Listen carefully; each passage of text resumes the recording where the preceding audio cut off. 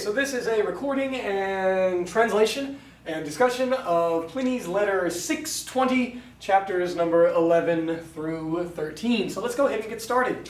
Our subject here is going to be that friend of Pliny the Elder's, who is the Spanish guy who shows up and encourages them, Pliny the Younger and his mom, to flee. So, he, not having delayed. This moratus is a perfect passive looking participle from moror, morari, moratus sum. So not having been, but having delayed. So not having delayed any further, he rips away himself, que, and he is passively carried away in his course, having been poured out. And so the course is going to be the throngs of people that are escaping out of the town.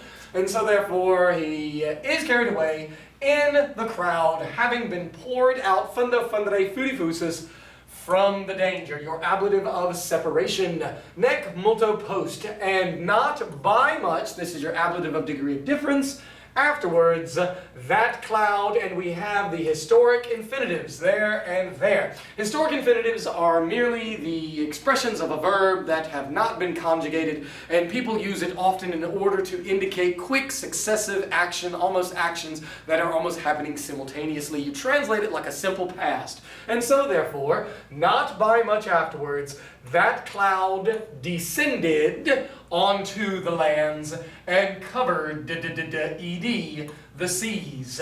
It, referring to the cloud again, had encircled Kingo Kingere Kinxi Quintus Capri. Capri is an island that is on the southern tip. If you look at the Bay of Naples and envision it as here is Misenum, and then it curves around, and then there is going to be what's often referred to as the Cup. Here's where they are. Here's Vesuvius and where it is erupting. Herculaneum here, Pompeii here, Stabiae here, and remember there's a little inlet that we had talked about before. Capri is going to be the island that is right there, so they are looking at the direction there. And remember that all of the ash dust cloud has been pushed in this direction, and so therefore it's going to be engulfing all of this stuff by the winds. So we continue on, obviously, as well. Now, it had encircled Capri and had hidden it. Abscondo gives us the English word abscond, which means to hide. At Misenum, remember this is locative case for all words that are city, town, small islands. If it is a first or second declension singular, and of course this is Misenum, Miseni, the locative is going to look just like the genitive. And so therefore, at Misenum, it had carried away that part which, or what runs out. In other words, the promontory that goes out from Misenum that juts into the bay, it had carried away and covered it with its cloud as well. So then my mom, and again historic infinitives, begged and encouraged and ordered implied me. And here what we have with an imperfect subjunctive fugarim is an ut clause, or missing the ut, an indirect command, because those are commanding words. That I flee by, with, because of, from, in whatever method. In other words, in a whatever way that you could. These words, beg and encourage, are going to then, starting with posse, introduce an indirect statement, which we know takes an accusative subject and an infinitive verb. A present infinitive is going to be the same time. And so since we implied these as historic infinitives, begged, we are starting off in the past, and we're going to make that be a same time translation of the past. For she was begging, she was encouraging, that I, a young man, was able. In other words, was able to escape. And thus I need to take advantage of my youth and ability. But that she, heavy, and again it's the accusative subject, both with years and heavy with body, so she's old and overweight, that she, morituram, imply an essay to make it your infinitive. And here, since we are starting off in the past as our historic infinitives, remember that a future infinitive is going to happen after, and thus we use the word would. That she would die, morior, moriri, well, if she had not been, the protasis of a past contrary to fact clause, a past imaginary, if she had not been the cause of death for me. Let us make sure that we do not confuse the two deponent verbs that we have expressed in this chapter. One is morari, which of course moratis is from. Morari, a first conjugation. Do not confuse that with morior. Let me rewrite it. Morior, comma, mori. And so therefore a third IO versus a first conjugation, and it's moratus, and over here it's mortuus. And so that she would die well if she had not been the cause of death for me.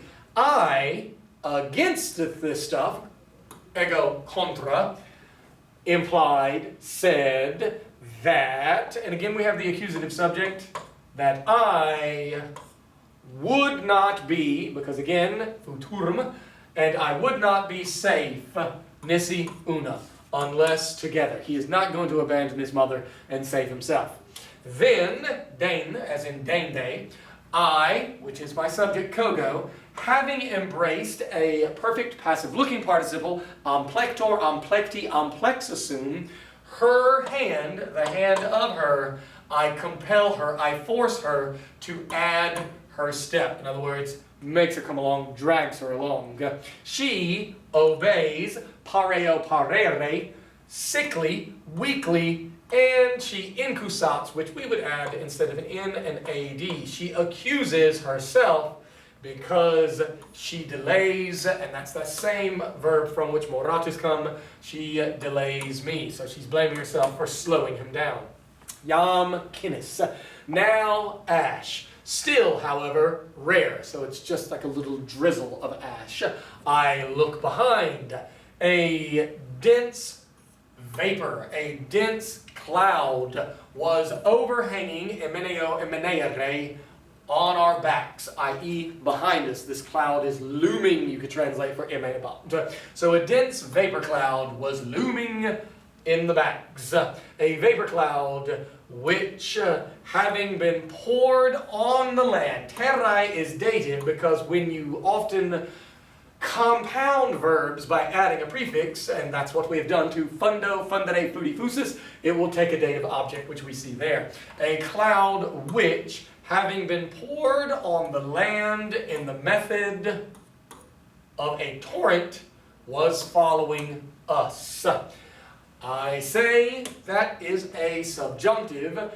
Flecto, flectere, we fear a giant liar. And so we will translate this independent subjunctive when it is present. Let the subject verb. Let us bend back. Let us turn back while we see. Nay, this is a negative purpose clause. And you translate it so that not or lest. So I'm going to go with lest here. Lest we, having been covered in the street by the crowd of accompanying ones. Here it's a present active participle, but we are substantizing it. The verb comito, comitare means to accompany. And so therefore a crowd of accompanying ones, lest having been covered by that crowd, we be trampled in the shadows. And so therefore he's urging them to obviously stop so that they do not fall down and be trampled by all of these people who are running away from the death cloud that is coming across the bay. So that's it for these chapters. Make sure that you study, and good luck.